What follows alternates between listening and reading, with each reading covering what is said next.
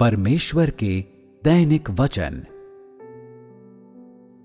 परमेश्वर के कार्य के प्रत्येक चरण का कार्यान्वयन पूरी मनुष्य जाति के लिए किया जाता है और उसका लक्ष्य मानव जाति ही है।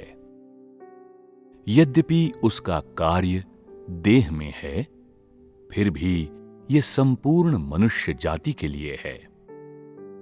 वो संपूर्ण मनुष्य जाति का परमेश्वर है।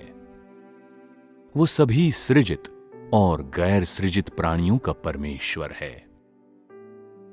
यद्यपि देह में उसका कार्य एक सीमित दायरे के भीतर है और इस कार्य का लक्ष्य भी सीमित है, लेकिन जब भी वो कार्य करने के लिए देह धारण करता है तो कार्य का एक लक्ष्य चुनता है जो अत्यंत निरूपक होता है। वो अपने कार्य के लिए सामान्य और मामूली लोगों के समूह को नहीं चुनता, बल्कि कार्य के लक्ष्य के रूप में ऐसे लोगों के समूह को चुनता है जो देह में उसके कार्य के प्रतिनिधि होने में सक्षम हो।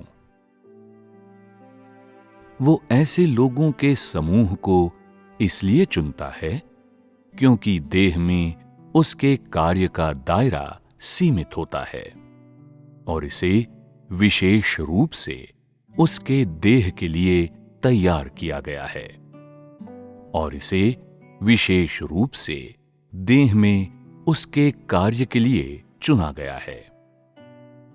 परमेश्वर का अपने कार्य के लक्ष्यों का चयन बेबुनियाद नहीं होता, बल्कि सिद्धांत के अनुसार किया जाता है।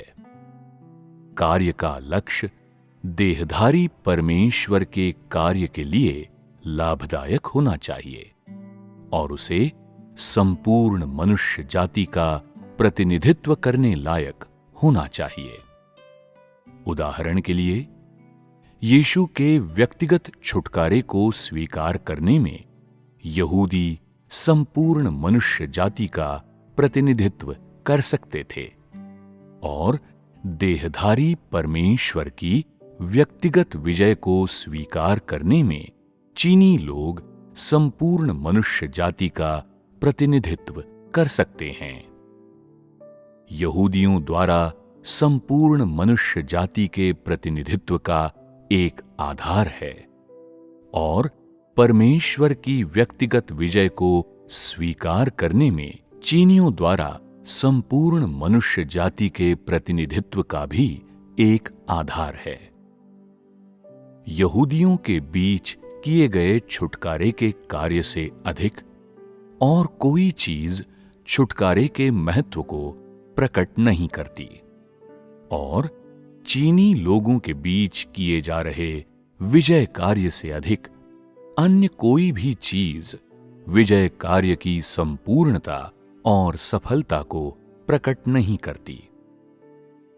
देहधारी परमेश्वर का कार्य और वचन लोगों के एक छोटे से समूह पर ही लक्षित प्रतीत होता है, परंतु वास्तव में इस छोटे समूह के बीच उसका कार्य संपूर्ण ब्रह्मांड का कार्य है और उसका वचन समस्त मनुष्य जाति के लिए है।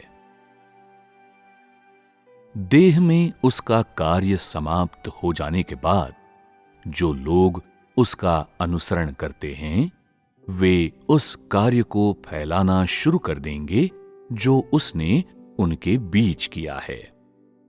देह में उसके कार्य के बारे में सबसे अच्छी बात यह है कि वो उन लोगों के लिए सटीक वचन, उपदेश और मनुष्य जाति के लिए अपनी विशिष्ट इच्छा को उन लोगों के लिए छोड़ सकता है जो उसका अनुसरण करते हैं, ताकि बाद में उसके अनुयायी देह में किए गए उसके समस्त कार्य और संपूर्ण मनुष्य जाति के लिए उसकी इच्छा को अत्यधिक सटीकता से, ठोस तरीके से उन लोगों तक पहुंचा सकें जो इस मार्ग को स्वीकार करते हैं। मनुष्यों के बीच केवल देहधारी परमेश्वर का कार्य ही सही अर्थों में परमेश्वर के मनुष्य के साथ रहने और उसके साथ जीने के सच को पूरा करता है। केवल यही कार्य परमेश्वर के चेहरे को देखने, परमेश्वर के कार्य की गवाही देने और परमेश्वर के व्यक्तिगत वचन को सुनने की मनुष्य की इच्छा को पूरा करता है।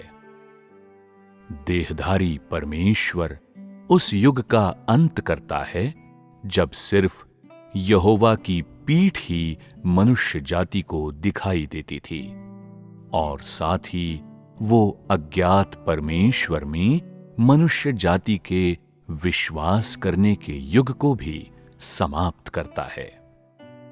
विशेष रूप से अंतिम देहधारी परमेश्वर का कार्य संपूर्ण मनुष्य जाति को एक ऐसे युग में लाता है जो अधिक वास्तविक, अधिक व्यावहारिक और अधिक सुंदर है।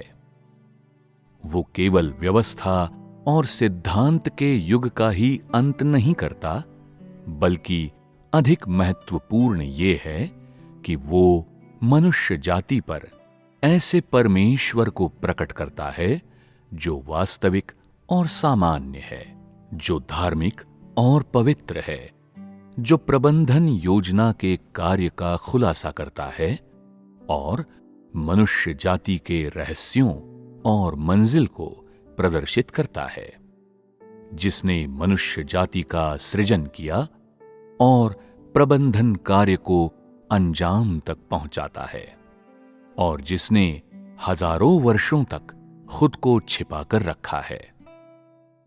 वो अस्पष्टता के युग का पूर्णतः अंत करता है। वो उस युग का समापन करता है जिसमें संपूर्ण मनुष्य जाति परमेश्वर का चेहरा खोजना तो चाहती थी मगर खोज नहीं पाई। वो उस युग का अंत करता है जिसमें संपूर्ण मनुष्य जाति शैतान की सेवा करती थी और एक पूर्णतया नए युग में संपूर्ण मनुष्य जाति की अगुवाई करता है। ये सब परमेश्वर के आत्मा के बजाय देह में प्रकट परमेश्वर के कार्य का परिणाम है। जब परमेश्वर अपने देह में कार्य करता है तो जो लोग उसका अनुसरण करते हैं वे उन चीजों को खोजते और टटोलते नहीं हैं जो विद्यमान और अविद्यमान दोनों प्रतीत होती हैं, और वे अस्पष्ट परमेश्वर की इच्छा का अंदाजा लगाना बंद कर देते हैं। जब परमेश्वर देह में अपने कार्य को फैलाता है तो जो लोग उसका अनुसरण करते हैं वे उसके द्वारा देह में किए गए कार्य को सभी धर्मों और पंथों में आगे बढ़ाएंगे और वे उसके सभी वचनों को संपूर्ण मनुष्य जाति के कानों तक पहुंचाएंगे। उसके सुसमाचार को प्राप्त करने वाले जो सुनेंगे वे उसके कार्य के तथ्य होंगे। ऐसी चीजें होंगी जो मनुष्य के द्वारा व्यक्तिगत रूप से देखी और सुनी गई होंगी, और तथ्य होंगे, अफवाह नहीं। ये तथ्य ऐसे प्रमाण हैं जिनसे वो कार्य को फैलाता है, और वे ऐसे साधन भी हैं जिन्हें वो कार्य को फैलाने में उपयोग करता है।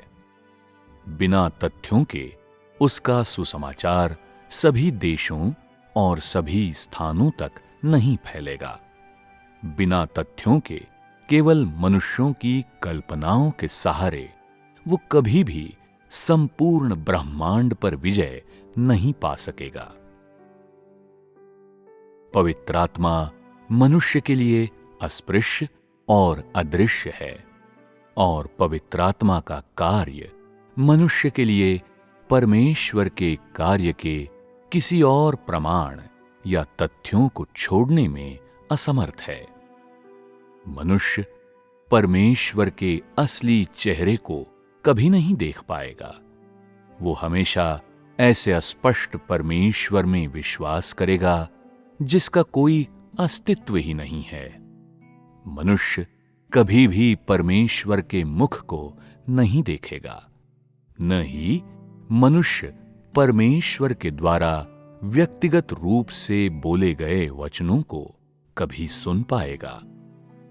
आखिर मनुष्य की कल्पनाएं खोखली होती हैं। वे परमेश्वर के असली चेहरे का स्थान कभी नहीं ले सकती। मनुष्य परमेश्वर के अंतर्निहित स्वभाव और स्वयं परमेश्वर के कार्य का अभिनय नहीं कर सकता। स्वर्ग के अदृश्य परमेश्वर और उसके कार्य को केवल देहधारी परमेश्वर द्वारा ही पृथ्वी पर लाया जा सकता है, जो मनुष्यों के बीच व्यक्तिगत रूप से अपना कार्य करता है।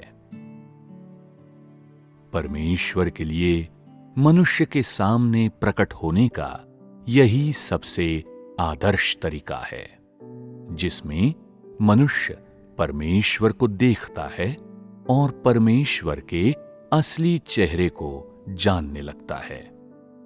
इसे कोई गैर देहधारी परमेश्वर संपन्न नहीं कर सकता। इस चरण तक अपने कार्य को कार्यान्वित कर लेने के बाद परमेश्वर के कार्य ने पहले ही इष्टतम प्रभाव प्राप्त कर लिया है और पूरी तरह सफल रहा है। देह में परमेश्वर के व्यक्तिगत कार्य ने पहले ही उसके संपूर्ण प्रबंधन के कार्य का 90% पूरा कर लिया है। इस देह ने उसके समस्त कार्य को एक बेहतर शुरुआत और एक संक्षिप्त रूप प्रदान किया है। उसके समस्त कार्य की घोषणा की है और इस समस्त कार्य के लिए पूरी तरह से अंतिम भरपाई की है। इसके बाद परमेश्वर के कार्य के चौथे चरण को करने के लिए अन्य कोई देहधारी परमेश्वर नहीं होगा और परमेश्वर के तीसरे देह धारण का कभी कोई चमत्कारी कार्य नहीं होगा।